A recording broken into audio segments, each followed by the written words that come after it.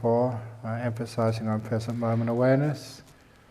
You may sometimes wonder why I teach this way and don't go straight into things like the breath and other types of meditation. And it's because I want to lead people gently into this path of meditation. The foundations are really important. If you ask any builder, it's the foundations of the house which are the most important. They've got to stand up. You put extra money and time into the foundations, everything else goes quite smoothly. If you're painting a wall, just cleaning the wall first of all is 90% of the work in order to get a good finish. And unfortunately the people are just so impatient that we try and get into meditation too fast rather than preparing ourselves first of all. And the preparation, which I've been teaching the last couple of days, of learning how to rest your body, that's really important.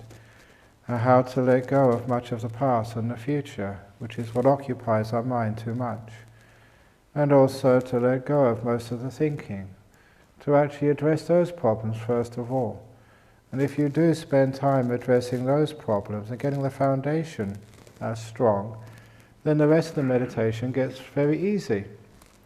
It's a very simple thing to, say, do breath meditation, and a lot of times, whenever there's a problem, instead of using force, in my own practice, I would ask him, why? What's the problem? Where's it coming from? So I'd always use wisdom power rather than willpower to overcome obstacles in meditation. And one of the obstacles I found, why can't I watch the breath? And because I hadn't prepared the mind properly, first of all. And to prepare the mind properly, first of all, I did need to rest my body, just like the Buddha did before he sat under the Bodhi tree. You do need to let go of all the past and the future, and so that when you're watching the breath, you're not fighting all these memories and plans which occupy too much of our mind. And we also have to lessen this terrible habit of people in our modern world to think all the time. You've got to learn how to have some spaces between those thoughts. And if you spend a lot of time on those beginning factors of meditation, the preparation, the rest becomes really easy. You can watch the breath because there's nothing competing with your attention. The body is rested, it's not aching, it's not sick, it feels good. So it doesn't compete for your attention. The past and the future has been mostly sort of let go of, mostly, if you like, suppressed or restrained. So that just doesn't keep on coming up into your mind while you're trying to watch the breath.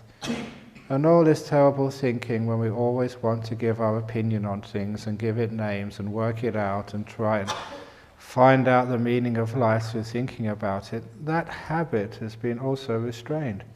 So we can just watch the breath instead of thinking about it. And that way, that when we've got the good preparation, the rest does actually become quite easy. There was one little extra exercise I never mentioned yesterday, which is also helpful for getting some space away from the thinking, and I'm just going to introduce that now. I did give a hint of that method when I just did that little exercise of me talking and putting spaces between my words. And in those spaces between my words, you were listening, but you were silent. It gave you an understanding of what we mean by silence. And I really enjoy giving that exercise because there are some people who think that they can't be silent. People who assume that silence is beyond them. And you give that little exercise to novice meditators and people who come into a temple for the first time in their lives, and they can do it, and they have this great realization what silence is and how possible it is. So having given you that taste of silence with that exercise I did yesterday, now how to reinforce that is with a simple training exercise for you. Either at the beginning of the meditation or before you go to bed at night or any time during the day or night. You could be laying down, walking meditation, sitting or whatever, is you start reciting to yourself a little mantra. And as many mantras you can use. Sometimes I tell people to do the Tibetan mantra, or Mani Padme Hum. If you don't like that, you can use Namo Tassa, or if you're Indonesia, Namo Buddhaya. It does help if you don't understand what the mantra means. Because once you understand it, you start thinking about it. That's why we try and use it in a foreign language, and something which you don't really comprehend. So say you use like Namo Tassa. Now we chant it every morning, but you probably don't know what it means, which is good. So you start, closing your eyes, or you walk in meditation, you're just walking, but you're focusing on reciting to yourself, Namo Tassa, Namo Tassa, Namo Tassa. Just relax with Namo Tassa, Namo Tassa, Namo Tassa, Namo Tassa. Now, for about 2 minutes. Now, number one, what that does is you blocks out all the other thoughts. You can't be thinking about lunch, you can't be thinking about your business, you can't be thinking about the cricket or whatever else you think about, because you blocked it out with Namo Tassa, Namo Tassa. You can't be thinking about the past and all those problems which you're worried about and all that stuff which you're going to have to do when you leave here, because you're blocking out with Namo Tassa, Namo Tassa. Now that would be wonderful, but if you keep on doing it too long, you just get tired and bored and frustrated and get headaches. It's just too forceful. So what you do next is after 2 minutes, and don't need to time yourself, roughly, 2 minutes of Namo Tassa, Namo Tassa. Then for the next couple of minutes, you put spaces between the syllables. Namo Tassa, Namo Tassa. Just small spaces for 2 minutes. And then once you've done 2 minutes of small spaces, then you lengthen the spaces for another 2 minutes. Namo Tassa, Namo Tassa. And if thoughts come up in between those spaces, close the spaces down again. And gradually, minute by minute, lengthen the spaces. Namo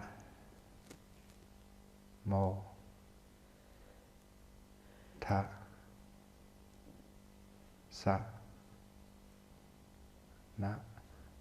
And as you lengthen the spaces, the silence begins to establish itself in you.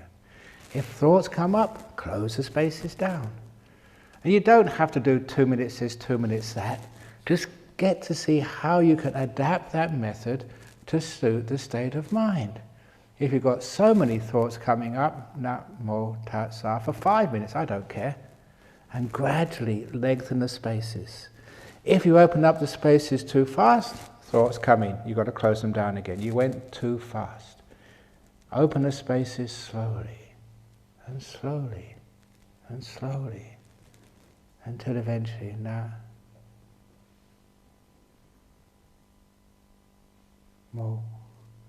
and hardly a thought comes up at all.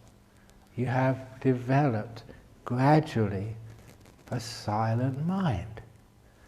Now also what happens is when you do get that silence, you recognize what it is, and I think what you recognized yesterday is beautiful. Silence is delightful. And that's one of the reasons people like coming to a place like this. It's quiet here. You don't get all the noise of the traffic and people and shouting and all this other noise which you hear in the city or even at home. And silence is just so rewarding and reinvigorating and peaceful, and silence can be very kind and compassionate. It can embrace you and take away all your problems just through silence. It soaks up all the suffering. Silence. Which is why that when you start to recognize it and get used to it, you like hanging out there. And it's so beautiful you don't want to think. And because you don't want to think, you don't think. Oh, just shut up, I'm enjoying myself.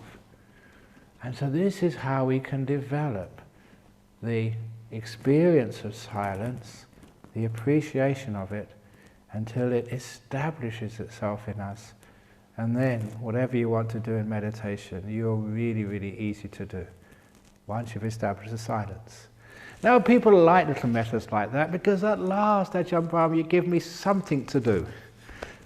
And something I can test myself, whether I'm getting there or not getting there. See how many minutes I can be silent for. But be honest with that and just make sure that you do it properly, and you find it does. It's a nice little training so you can learn how to be silent. And it's also helpful if you've gone to work and then you come home, you've got all these problems and worries and you can't go to sleep at night. Try that little method, laying in your bed. Namo tassa, namo, until you block out all of those problems. And then once you've blocked them out, spaces, namo ta. Extend the spaces slowly. If you go too fast, thoughts will come in, you've got to start back again. Do it carefully, not too fast, not too slow. Namo.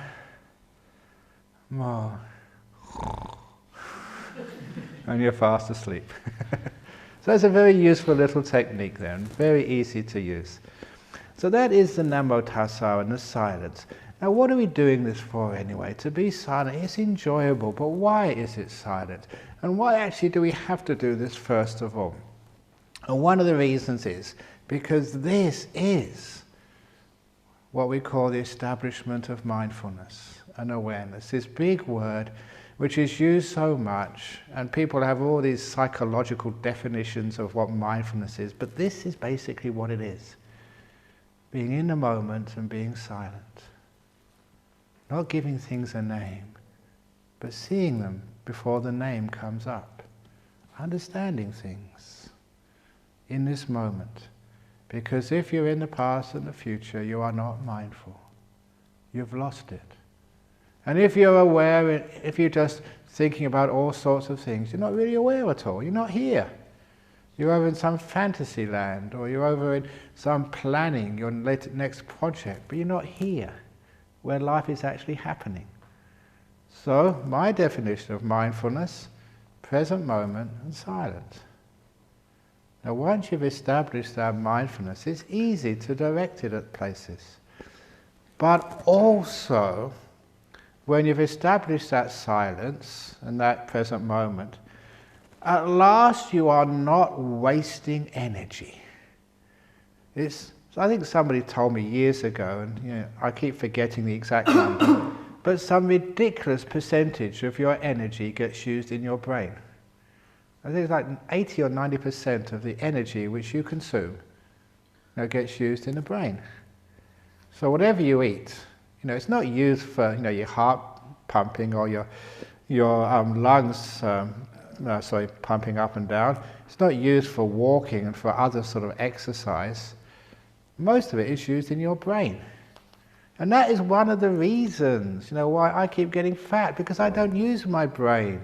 My brain is nice and peaceful and calm, so where you'd be wasting all your energy thinking and worrying, being anxious, I don't do that. So all that extra carbohydrate that goes in here, because I'm not wasting it up here. If I really want to lose weight, I should learn how to worry some more. I need to go to worry classes or anxiety classes, and when I get more worried and more anxious, then I'll maybe burn up more calories in my brain, but at the moment my brain is on idle. Because it doesn't think very much, it doesn't use much energy.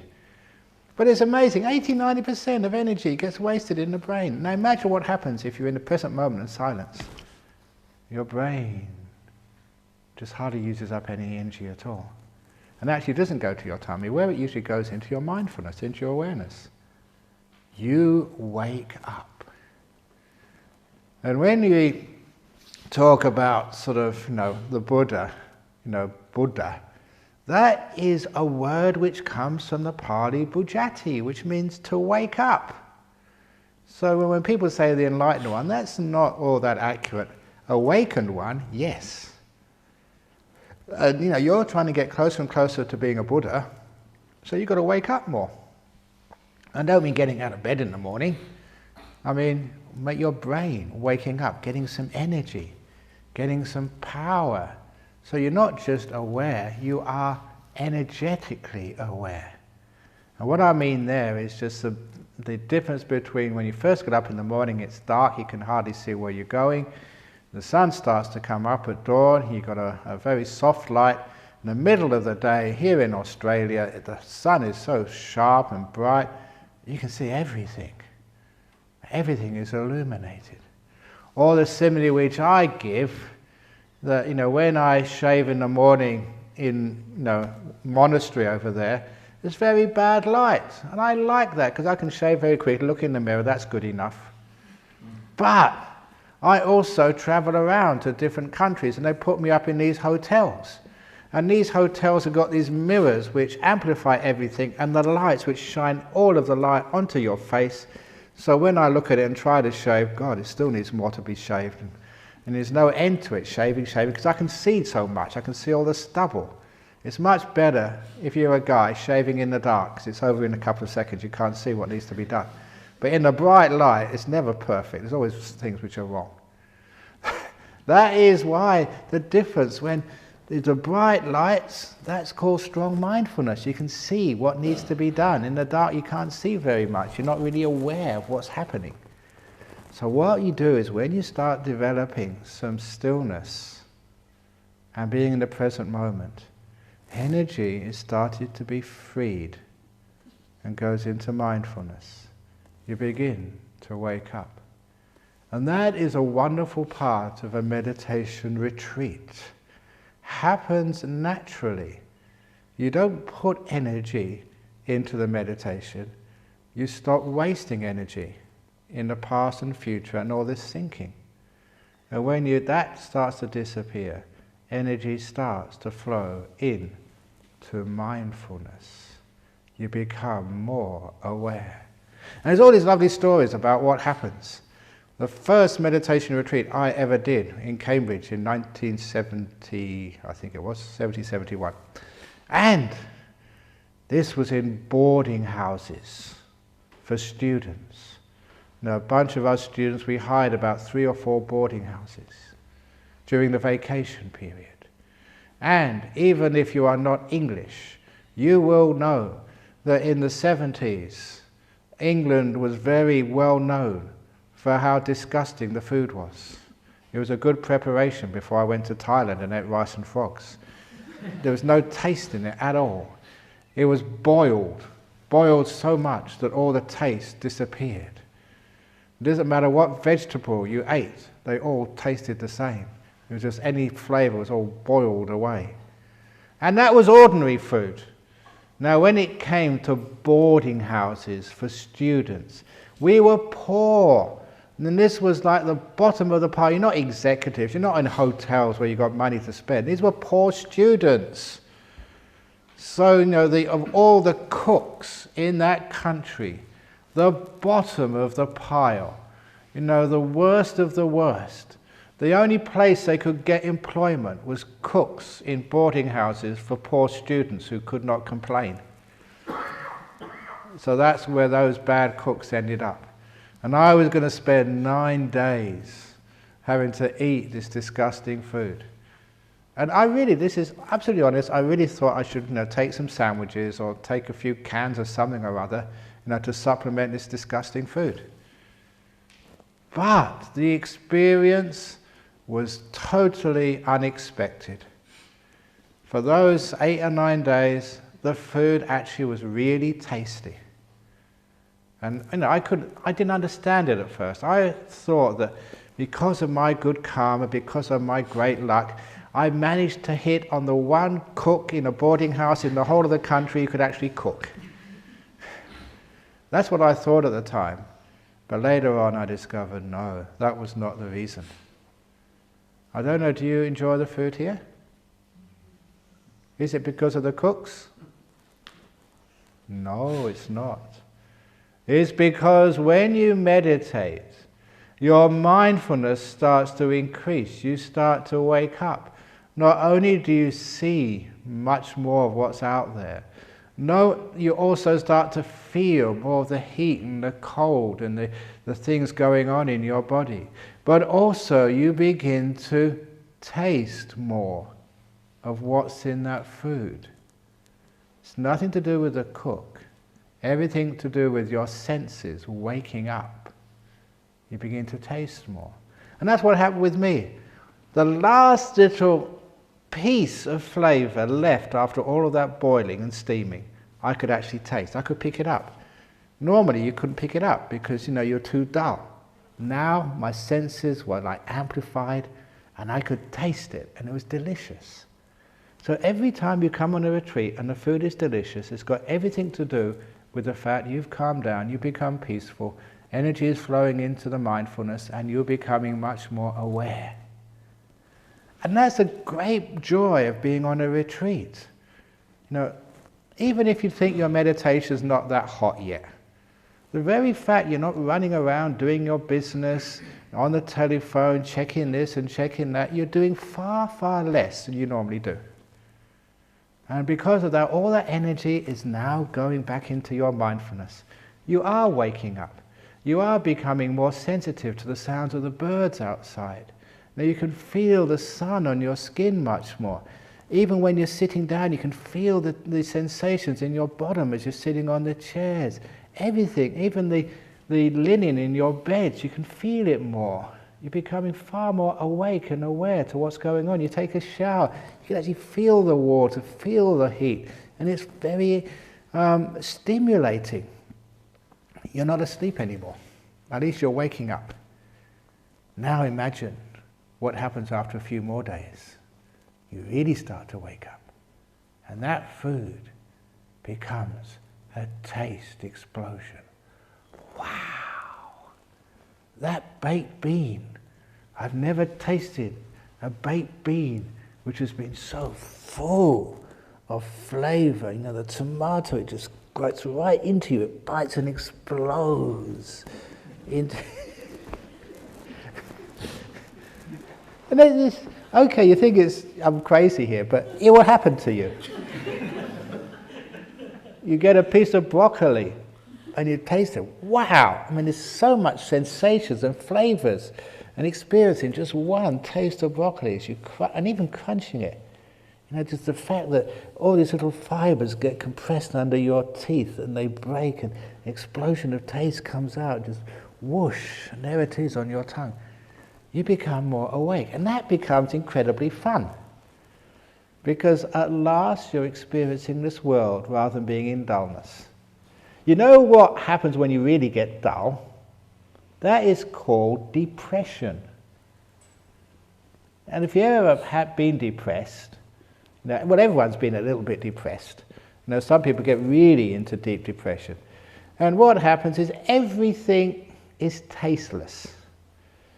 Everything you see on the TV is boring. You look in the refrigerator and stuff is falling out from the door. There's nothing in the fridge. There's nothing which will stimulate you. Nothing which will excite you. And even these incredibly powerful and innovative jokes coming from Ajahn Brahm. I've heard that one before.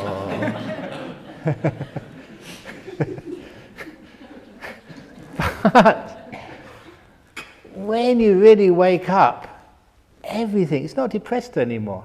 Everything has colour, flavour, has energy, has joy, whatever you experience. So all that depression is very, very, very low mindfulness.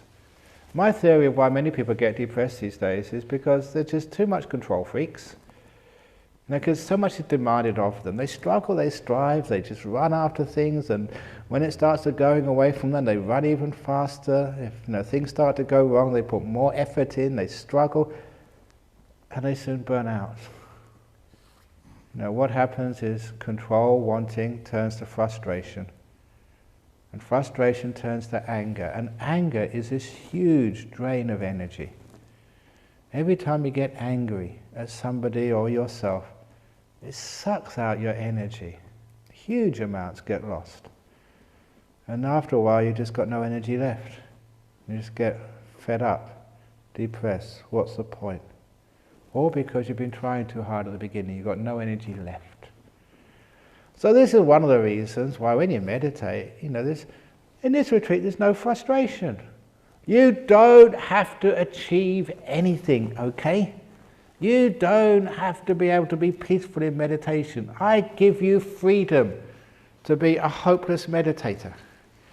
So you've already succeeded just by the fact you've come here. Don't put all these goals on you, that you have to achieve this and you have to get that. You have to sit more hours today than you sat yesterday. I have to get up for one chanting in the morning on this retreat. No, you don't have to. You've got my permission not to come to any chanting at any time. So I'm taking off those goals away from you. So you don't have to have any of these great desires, which means you get frustrated. How many of you have tried to get up in the morning but haven't done it? Ugh, I'm hopeless.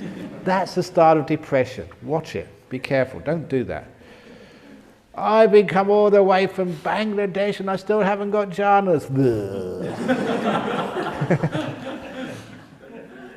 No, don't do that, because this is where you start to get frustrated. And when you get frustrated, instead of letting go of the frustration, that's a stupid thing to have. I'm not going to be frustrated, I'm just going to be. See what happens. Once you get frustrated, most people get angry. And they put even more force. Right, this is it, I'm going to really do it this time.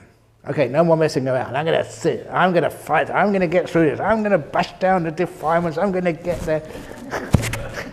You get nowhere. You just waste energy. And after a while, you really get depressed. That is not what mindfulness is all about. If you stop all of this planning, striving, you're not wasting energy. Instead, energy is coming to you. And you start to wake up. You start to actually become more aware. It's beautiful, the sound of the birds. You start to hear so much more. Those birds have always been there, even in town they're there. But we're not listening because we're too busy. You come on a retreat, things slow down, you can hear more, you can feel your body more. You know, a lot of times that's one of the reasons why people get so sick these days. And they're not aware of their body, they don't know what the body's up to. And I read this book years ago about heart attacks. And the guy said, look, heart attacks don't come out of the blue. You don't suddenly get a massive heart attack. Your body's been telling you for weeks, giving your mind a little attacks, signals there's something wrong. But most people are so unaware. You know, they're too busy sort of, doing their business or doing their shopping or whatever else they're doing. Shopping, what do you do shopping for? That's one thing. Okay, I'm a guy, but I'm also a monk. I can't understand why people do shopping. Because I see this. I go to Singapore, Malaysia. People in Singapore, they come to Perth to do shopping. And people from Perth go to Singapore to do shopping. I think, well, why are you going to each other's countries to do shopping? Anything available in Singapore, you can buy in Perth. Anything from Perth, you can buy in Singapore. What are you doing it for? It's a waste of time. Anyway, why don't you just go on the internet and just get it? It's really cheap. No, but you like going to the shops. You like going shopping. It's not the shopping, you like going shopping. Buying things is not the point, it's going shopping. That's what you really like. I can't understand that at all. But nevertheless, that's what many people do. And they're so busy in all those things, you waste your energies. So you get tired. And when you get tired, you sort of start getting a bit depressed. But when you're on here, nothing to do, no shopping. So your mindfulness starts to get much better. Actually, Bianca's got a little shop over there, her meditation cushion shop. But that's about the limit of it, there's not much choice there. But anyway, so it's great, no shopping here, no place to go, which means you can calm down and become peaceful. And when you become peaceful, you can start to hear more and be more. And that is delightful. That's why many people, they come on this retreat, they don't get into jhanas, but the fact it's a quiet, peaceful place and they start waking up, they can enjoy, what's always been around them. They can enjoy their food. So that's all you need to do. So no more goals. Because when your goals, this is a deep saying, okay? If you want to write anything down, I know some of you are writing things down, just write this down and throw everything else away. This is Four Noble Truths, Essence of Buddhism in one sentence, how to meditate just in one line, and it is absolutely perfect and so profound. It's the only teaching you ever need in your whole life. When you want something more, you cannot enjoy what you already have. It's a brilliant saying. When you want something more, you can't enjoy what you already have. That's why billionaires can't enjoy anything, because they want the second billion. Haven't they got enough money already, $1 billion? But I want more. Therefore you can't enjoy what you already have. How many dollars have you got? Look at me, I haven't got any dollars. I don't want any. That's why I can enjoy what I already have, which is nothing. Now, in this meditation, which you're going to do when I leave here, do you want something more? Do you want more jhanas? Or even any jhanas? Even half a jhana, please. Do you want to be peaceful? You want something, means you can't enjoy the peace you already have. So be careful. That is such a beautiful saying. When you want something more, you can't enjoy what you already have. So what more do you want? This beautiful retreat centre. I've been to other retreat centres, you've been to other retreat centres. This is probably the best in the world. And I mean, I've been to retreat centres over in the United States, retreat centres and others. This is really top class. The teachings, top class. Thank you.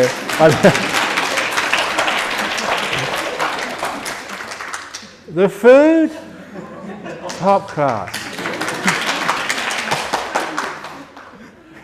Do you want something more? Yes, in the evening, please. But you see, it's the wanting, means you can't enjoy this moment. How about the participant? They are also top class. You haven't had to interview them.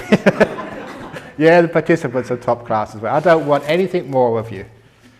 You're totally satisfying. They are good enough? Yeah, you're good enough. Only just, but good enough. But when you want something more, you can see that you're stressing out. So this is why, when we get aware, we can get satisfied with this moment. We don't want anything. Just to be in a quiet place for the next 4 or 5 days, eating beautiful food, being with peaceful people, just walking through a lovely part of nature, just being here, just being able to take a rest whenever you want. Isn't that bliss? This is good enough. I don't want anything more.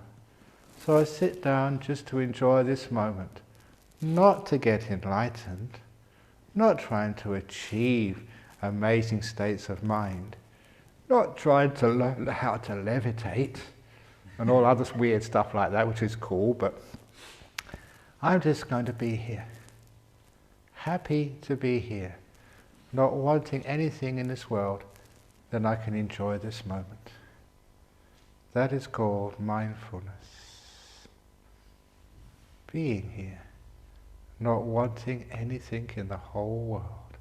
It's also called compassion, kindness, love.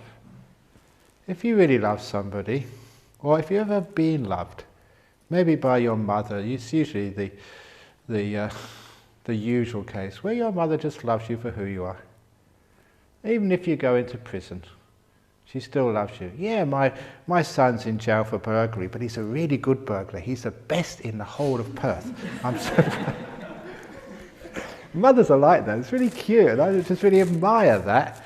You know, they're proud of their child, no matter what their child gets up to.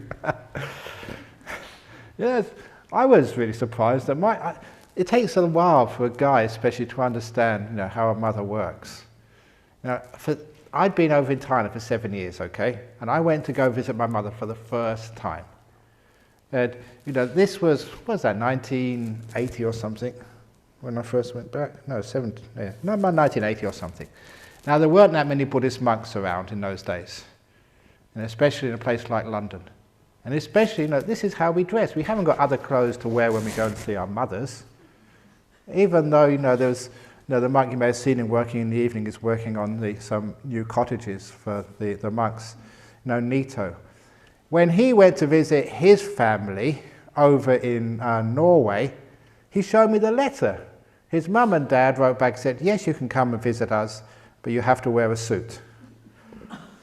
No robes.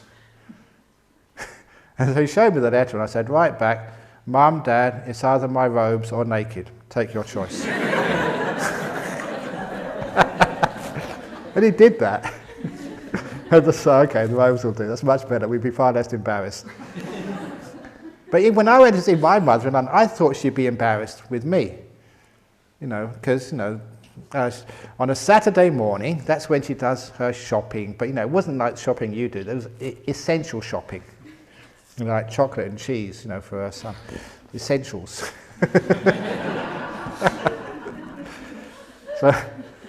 So I'd come all that way, to hang out and spend time with my mother and for her to hang out with me. So I said, I'll come with you on the shopping on a Saturday morning in the high street, okay? The high street, these narrow little streets with all the shops, not shopping malls, but just all in a line.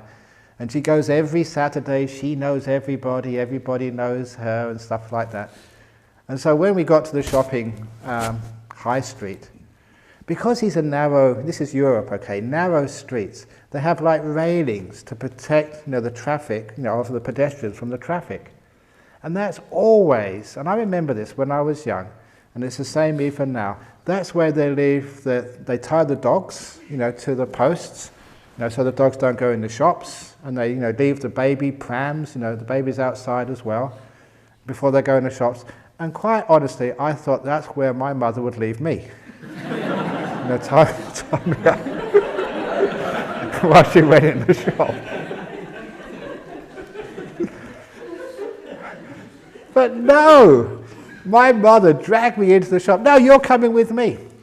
And I thought she'd be embarrassed. She wasn't embarrassed at all. Every shop we went into, the shopkeeper said, this is my son, the monk.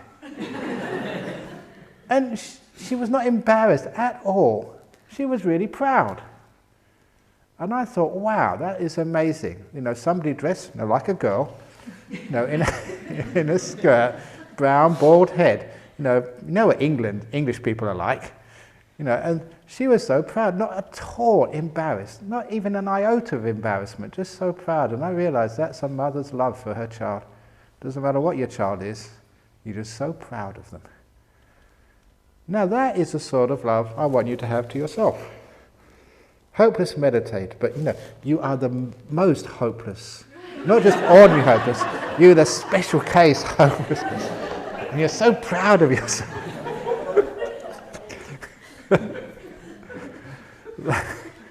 Now that sort of respect for yourself is when you don't want anything more. You can enjoy what you already have when you don't want anything more. Now you're learning how to put some energy into this mindfulness. You're happy. And I haven't said this, but this is another key teaching of the Buddha. One-liner from the Buddha, Sukhino Chittang Samadhiyati. The happy mind is easily stilled. Easily meditates, if you have a happy mind. And when I first saw that, that just really hit me, because I always thought you're supposed to meditate hard. And if you've got a smile on your face, you're not serious. And that's another story, another anecdote. That, before I became a monk, I was hanging around the Thai temple in London.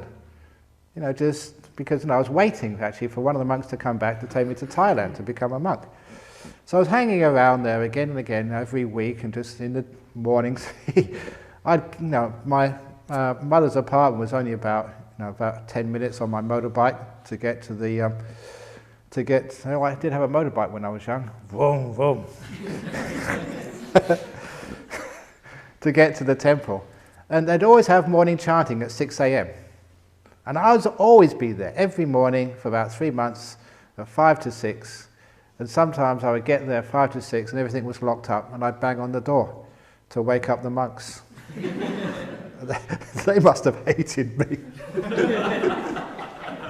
They could never have a sleep in. I was so keen. Oh, the good times. But anyway, I was looking for a place to go to in Thailand to become a monk, and one of the Thai monks said, "Oh, this guy's just been a monk in Thailand. He's just come back again. He's disrobed." And so I said, I want to become a monk in Thailand. Where should I go? And he had been with Ajahn Chah, only for about a year, and he disrobed. And he never told me about Ajahn Chah at all. He said, "Oh, try this monastery, try that monastery." And a couple of years later, he came to visit Ajahn Chah, and I saw him. I said, "You are the guy I saw in London. Why did you not tell me about Ajahn Chah's monastery when I asked you?" And he said, "Yeah, I remember you." He said, "You were too happy. I never thought you were serious." And that's what he actually said. People have this idea to be a meditator, you've got to be sad and depressed, and that's absolutely rubbish. So it's the happiness which gets you into deep meditation. So when I don't want anything, when I want something more, I can't enjoy what I already have. Instead, I don't want anything. I'm enjoying this moment. This moment, just talking all sorts of rubbish with you on a morning talk, just having fun together, just sitting here, having cups of tea and stuff like that, interviewing you. I'm enjoying it. Are you enjoying it? Yes. So do you want anything more? Yes, you do. As soon as I get out of here. But when you're meditating, remember that. And when you want something, you can't enjoy this moment. When you can't enjoy this moment, your mind will never get still. In fact, one of my other teachings is going back to the Four Noble Truths. Sometimes, people asked me this the other day, what type of meditation do you teach, Ajahn Brahm? And I tell people, there are 2 types of meditation. Do you know those 2 types of meditation? Shh! Oh, look, Eileen's spoiling it. So you heard me teach before. But what most people say, if they haven't heard me teach before, they say, samatha vipassana. And these are trick questions. You're very smart not to answer my questions, because I always trick ones. If I ask you a question, it's never a straight answer, okay? So people say, samatha vipassana, calm and insight. And I say, no, that's not the 2 types of meditation. There are only 2 types of meditation. And they are Second Noble Truth meditation and Third Noble Truth meditation. So, Buddhists know the Four Noble Truths. Second Noble Truth is craving leads to suffering. Third Noble Truth, end of craving, end of suffering. So what do I mean, Second Noble Truth meditation? Wanting something is a cause of suffering. So are you having a great time in your meditation? Are you frustrated? You still want something more? Then you're going to suffer. So all the suffering you've had over the last 2 or 3 days, it's not that you can't meditate, it's nothing wrong with me or the place, it's because you wanted something. That is why you were suffering. So if you had a bad meditation, it's not a bad meditation, you've been doing it wrong, you've been doing Second Noble Truth meditation, I wanted something, therefore you suffer. So I do not recommend Second Noble Truth meditation on this retreat. Please stop it now, okay? So what is Third Noble Truth meditation? Ending craving, no wanting, not wanting anything. Just happy to be here, whatever this happens to be. And what does that lead to? Bliss, enlightenment, the whole works. Third Noble Truth, meditation. So if you're sitting here and you're sleepy, I don't want to be sleepy, that's suffering. If you're sleepy, oh, this is really nice, yes. No suffering. And because there's no suffering, you can enjoy this moment. Because you enjoy this moment, there's nothing to do. You wake up. Mindfulness starts to increase. So many times this has happened to me. I'm tired, so meditate like this, slouched. And the first time this happened, it was weird. I was slouched like this, and my body straightened up, all by itself. And that was weird, because I never did it. I never said straighten up body. It did it by itself. And this is what meditation is. It's nature. You just relax, energy starts to come back. And when there's enough energy, your body straightens up. You're a bit sleepy and a bit dull. Please don't fight dullness.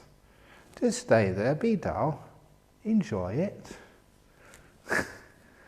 And after a while, the energy, the nature of this mind-body thing means you're not fighting, you're not wasting energy. Energy starts to come up and your mind becomes bright all by itself. Just like when the sun comes up in the morning, the mist vanishes, the dullness vanishes and you're nice and peaceful. And then you don't need to fight anything. You're just there, being peaceful, not wanting anything in the whole world, just happy just to be aware. And before you know it, you're aware of the breath. The breath comes to you. And the reason why the breath comes to you is because nothing else is going on. There's no business, there's no past, future, you're happy being here. Nothing to think about, you're just content, you don't want anything, therefore there's no reason to think. You don't want to find the solutions to the questions of the universe. You don't want anything. You're just happy being stupid. Do not be wise. If you do become wise, if you did become enlightened, please keep it quiet. Otherwise you'll end up like me, going all over the world teaching and people asking you all sorts of questions. That's why this Korean nun, senior Korean nun, she gave advice. She gave this advice to Chi Kwang, and Chi Kwang told me, he said, if you ever get enlightened, don't tell anybody. Because if you tell someone, you'll have to spend the rest of your life proving it. So shut up, shh, and then you can have a nice time. So anyway, so it happens naturally. Your breath comes up because everything else is vanished. It's not a problem anymore. It's the last thing moving when everything else vanishes. So your body is sitting here, nothing happening in the body except not that bad, but just the breath. The only thing left which is moving. Because when things become still, they disappear. This is the other thing about meditation. I meant to get this across this morning. Stillness, it is not a state which doesn't move. Okay? Stillness, things actually happen in stillness. It's not sort of, a dead end. It's actually a place where many doors open when you become still. Because when you become still, many, many things vanish. So you're just sitting here, no past, no future. Time disappears. And that's incredible. That you're such a prisoner of time, locked into the past and the future, measuring minutes, measuring days, hours. When is lunch? Another couple of hours. What can I do afterwards? When I can go to bed? When can I go and have my interview? We're such prisoners of time. And then you just go and meditate. No past, no future. Time's got no meaning anymore. You're not measuring it anymore. So time vanishes. And what a beautiful freedom that is. Not to be a prisoner of the clock. That's why I wanted to get a clock on the back wall over there. A digital clock. And you looked at the clock and it said, now minutes past the nowth hour of the nowth month, 2000 and now. What a wonderful clock that would be. You say, well, it's a waste of time, I wouldn't know where I am. Yes, you do know where you are, now. That's where you've always been. And this is what happens, so you stop wasting, your brain energy worrying about time, you're just here. And time vanishes. And a great sense of freedom, like being out of jail. You can just be. You've got no place to go, no future to fear or to hope for, no past to imprison you, like shackles keeping you tied to events which were painful in the past. You're at last free of all those shackles and ties, free to be. So time vanishes. Woohoo! And the thinking. I don't know about your brain. My thinking. Blah, blah, blah, blah, blah. You know, one of the reasons I became a monk because I saw some of my friends. Please excuse me again for being sexist, but who cares? I'm already in enough trouble in my life, so a bit more trouble won't really matter. One of the reasons I didn't like girlfriends, well, you had girlfriends, you liked them, but you didn't want to commit because they're nag, nag, nag. You've got to brush your teeth in the morning, brush your teeth at night, blah, blah, blah, just clean underneath your nails, nag, nag, nag, nag, nag. You know what I mean, guys? And then, so I didn't get married, okay, so I became a monk. And then I've got the wife between my ears, my brain, nag, nag, nag, nag, nag. Come on, Ajahn Brahm, get up early, you've got to meditate, nag, nag, nag, nag, nag. You've got to sort of, give better teachings, nag, nag, nag, nag, nag. Build a better monastery, nag, nag, nag, nag, nag. Go to the nuns' monastery, nag, nag, nag, nag, nag. Look after him, nag, nag. It's inside here. And that is called thinking.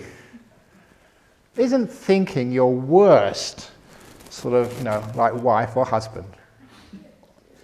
Telling you what to do all the time. Never giving you a moment's rest. Never being kind to you. Always seeing the faults. And that there's no mind inside it. Is after a while I say, shut up. Who are you telling to shut up? Says my wife. So I just say, okay, I'm just going to meditate. And when you let go of the thinking, it's like freed from this nagging, nagging, nagging husband or nagging wife. You're free at last. And it's just so peaceful. When you haven't got this mind talking to you all the time, telling you what to do, telling you to get worried, telling you to, you've got to remember this past, it's not finished yet, you've got to get back at this person. You're not going to let them get away with that, are you? Shut up. And then you're peaceful. You feel so free when all this thinking vanishes and disappears. You're in this wonderful freedom of silence. And then you got your old body. I'm getting old now. As I told people, and I do not lie. I keep my precepts. I am an honest monk. 2 months ago in Bhutan, I celebrated my 750th birthday. They even gave me a cake. Happy 750th, Ajahn Brahm. Can you believe that? I'm over 750 now. Can you believe that? Honest truth. 750 months since I was born. I celebrated my... Why just say years when you have your birthdays? I celebrate months. I am now 752 months old. That's really cool. So, but when you get to 752, you get a few aches and pains. So, you always have aches and pains in your body somewhere or other. Your nose is itchy, your knees are hurting, you're too hot, you're too cold, there's too many pancakes this morning. After we went to Daniel's, he gave some pancakes. Oh, I ate too much. Oh, I'm too tired. Oh, it's too hot. This body is a pain, especially when you get old. So isn't it wonderful? You're sitting here and your body vanishes. All you've got left is your breath. Breath going in, breath going out. And you can't feel the body. That is the most comfortable I can ever get, physically, when my body vanishes. You sit here, you're not sort of enjoying anything. Just I can't feel my body anymore. Legs have gone. Hands, can't feel them. Back has disappeared. Tummy, I don't know what you're doing, but, don't bother me. And this is what happens when you're still. Things vanish. And when they vanish, oh, it's so lovely. When your body disappears, you're free from the prison of your body. Now, of course, you've got your breath going because that's still moving, which is why we do breath meditation, to learn just how to calm this breath down. And what happens in brief, it just happens naturally. You just hear the rest of the body's gone. The only thing moving, the breath goes in and out, in and out, in and out. But you're just quite happy with it, relaxing. Because you are not expending energy, you don't need to breathe so much. You know, the car is on idle, it doesn't use petrol. You know, you don't need so much oxygen coming into your body because you're relaxing. But if you're thinking a lot, you still have to breathe a lot because your metabolism is still very strong. If you're worried a lot, you still have to breathe a lot. But when you really calm down, you hardly need to breathe at all. You get softer and softer. Until it disappears. The breath goes, vanishes. It's still going in, but just such a little amount of oxygen just to keep yourself going. The breath vanishes. And with it, all your body is gone. Oh, joy at last. I don't have any itches, no aches. You know where I had to learn this was when I was over in Thailand. Mosquitos. That's why people say, oh, it's so wonderful going back to nature.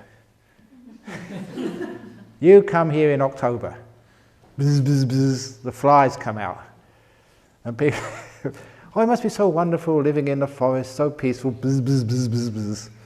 You know, the flies which come out in West Australia that time of year in October, you know, they're very adventurous, the flies in Western Australia. They're like, you know, exploring up your nose, you know, going in your ears, having a fossick around, see what's up there. For those of you who don't know what I'm talking about, please come on retreats in October, November. And you get all these flies buzzing all over the place, and hundreds and thousands of them, you can't escape from them. I remember we used to have picnics outside, and you had to be very careful. Open your mouth quickly, because otherwise the flies would go in as well.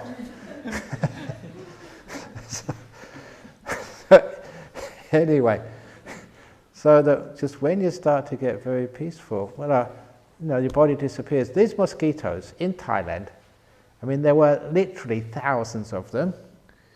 And again, you know, I've got to be very careful here. Sometimes there's always a tendency to exaggerate, but I will not exaggerate here, you know, because otherwise it's, you know, it takes away the power of the story.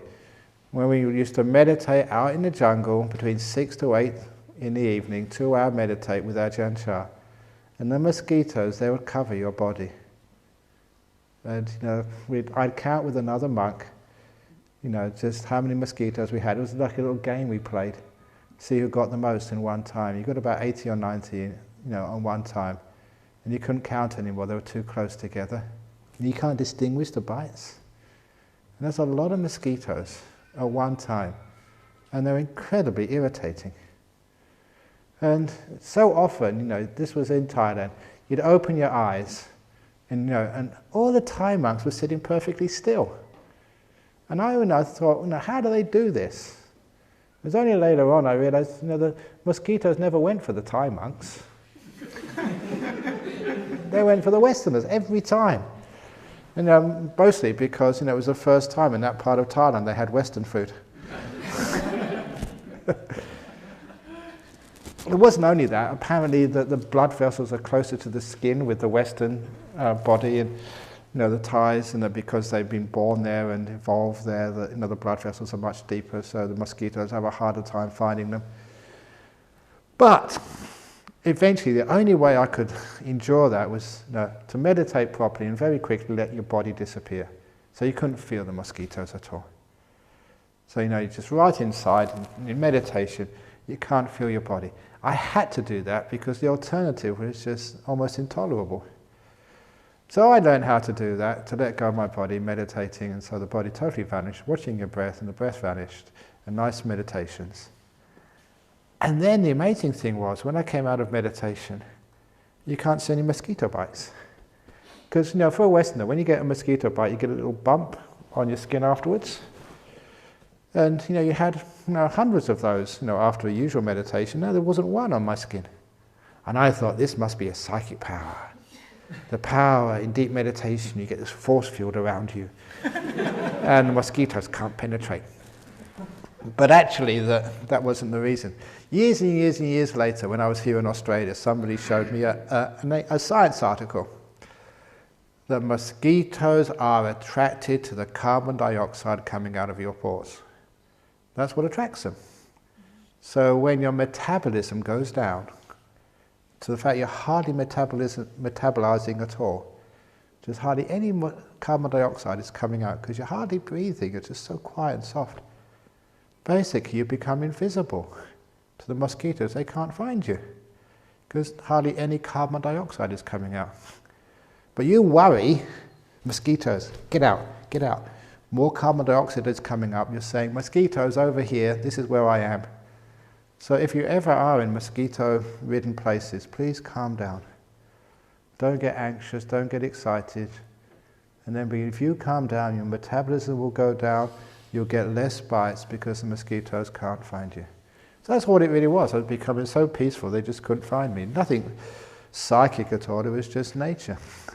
But that's what I had to learn. When your body vanishes, oh, such bliss. I also did that when I had typhus fever over in Thailand. That's the same as typhoid. Indistinguishable symptoms, but different cause. And you have these fevers and you feel really, really low energy. You just can't get up out of the bed. And it was a terrible experience. And just one day, I remember being in bed, being in the hospital about 3 or 4 weeks, nothing was working, just feeling like death. And they said, come on, you're a meditator, meditate. So I meditated in the middle of a typhus fever.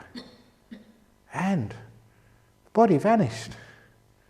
Oh, it was wonderful. At last, after 3 weeks of aches and pains of low energy, you're totally free of your body. That was such a great experience. And afterwards, wow, that was really nice. And this is what happens. You can let go of your body very easily. And that is bliss. You're free. That was an extreme because your body was really sick. But even now, just a bit achy or tired or itchy or cold. Isn't it a great thing to be able just to, bye-bye body, I'm not in your prison anymore. And that's what happens when you meditate. Simply because you are still, things vanish. So stillness is not a dead-end state. When you're still, things vanish, one by one. And as they vanish, you feel deeper and deeper states of freedom. And as you get really free, one thing vanishes after another, more and more freedom. Only because I don't want to go anywhere. I'm just enjoying where I am. And where I am changes. Which is why you never go on to another stage of meditation. This is not progress. You always go in to the next stage of meditation. Always going ingress. So don't think stage 1, over there is stage 2, over there is stage 3, over there is stage 4. This is stage 1, into stage 1, deeper into stage 1. Right in the middle of it, you'll find stage 2. Right in the middle of stage 2, you'll find stage 3. Right in the center of stage 3, you'll find stage 4. Right in the center of that, you'll find the next stage. So you don't have to move. Stay where you are. And things disappear, and you go into the center of things. The natural progression of stillness. Yeah, it's still, but you're going in. There's a movement there. But your job is to be still and let that movement happen. You sit still under the mango tree, things happen. Mangoes fall, but not when you move. Da da da. So there you go, that's all the teaching you need on meditation. So no more talks, okay? Okay, I'll be back tomorrow.